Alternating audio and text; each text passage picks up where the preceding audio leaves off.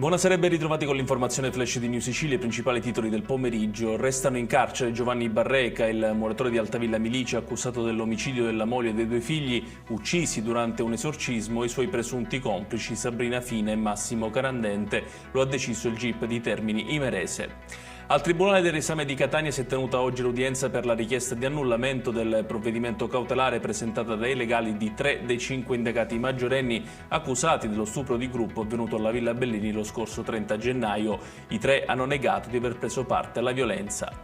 Comincerà il 19 aprile il processo con rito abbreviato per i 6 giovani accusati di aver stuprato una 19enne a Palermo la notte dello scorso 7 luglio in un cantiere abbandonato del Foro Italico. La prima udienza è stata fissata dopo la richiesta di giudizio immediato della Procura e la scelta del rito alternativo da parte degli imputati.